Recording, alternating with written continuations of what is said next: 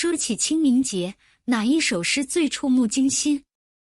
书写清明节的诗很多，参与创作的诗人也很多，像鼎鼎大名的杜甫、白居易、孟浩然、欧阳修、柳永、郑板桥等，各有生花妙笔。但最为大家熟悉的是唐代诗人杜牧的《清明》。清明时节雨纷纷，路上行人欲断魂。借问酒家何处有？牧童遥指杏花村。不错，大家都能朗朗上口，但哪一首诗读来却最叫人惊心动魄？挑灯西窗下，书香伴我眠。大家好，这是读书频道西窗书香，欢迎点赞、订阅、分享。闲余千载知谁是？满眼蓬蒿共一秋。这是宋代诗人黄庭坚的《清明》。佳节清明桃李笑，野田荒冢只生愁。清明时节，红的桃花白的李花，遍地含笑盛开。田野上那些长满杂草的坟墓，却让人倍觉凄凉。含笑的花与凄凉的坟，形成强烈的对照。雷惊天地龙蛇折，雨足郊原草木柔。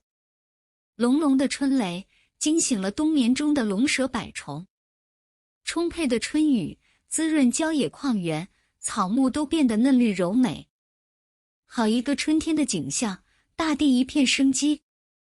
人岂寄于郊妾妇，是干粉死不公侯。有人出入坟场间，乞讨人家祭祀剩下的贡品，饱食后回去向妻妾显要充阔老，说是天天与富贵人家吃大餐。也有人拒绝做官，而宁被大火烧死。这里诗人用了两个典故，说出两种生活态度。前者就是成语享其人之福里的其人，出自孟子其人有一妻一妾故事，说明有人追求利禄，不惜出卖灵魂。后者则是春秋时期晋国人介之推的故事。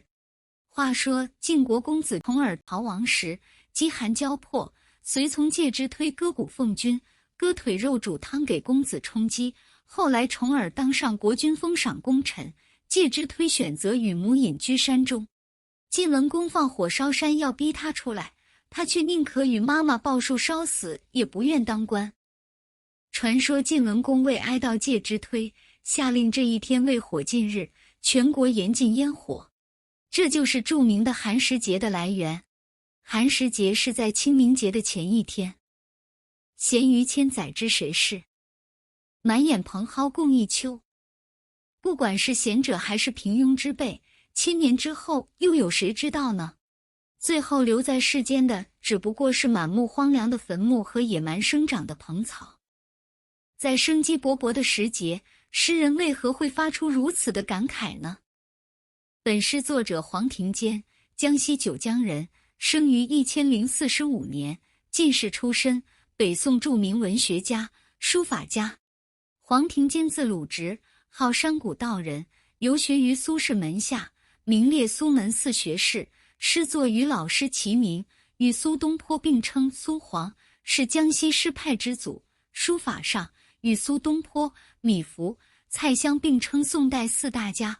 词作方面则与秦观并称秦皇，是一名多才多艺的艺术大师。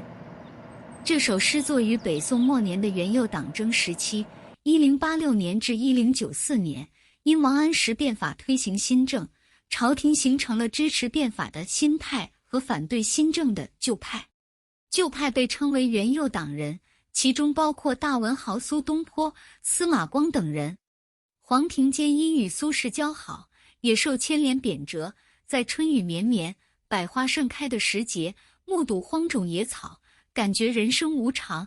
诗中流露满腔愤懑，却又有参透生死的通达。与纵有千年铁门槛，终须一个土馒头有异曲同工之妙。诗的意思是，即使人真的有千年铁门槛那样显赫和长久的家世，和那般的福禄长寿，最终也是落得土馒头似的坟丘一个。南宋诗人范成大的这句诗，被《红楼梦》里的妙玉评为汉魏晋唐宋唯一的好诗句。相同的感慨还有《红楼梦》里的好表哥。世人都晓神仙好，唯有功名忘不了。古今将相在何方？荒冢一堆草没了。好了，这一期的视频就分享到这里。如果你喜欢我们的节目，请点赞、订阅、分享。下期再见。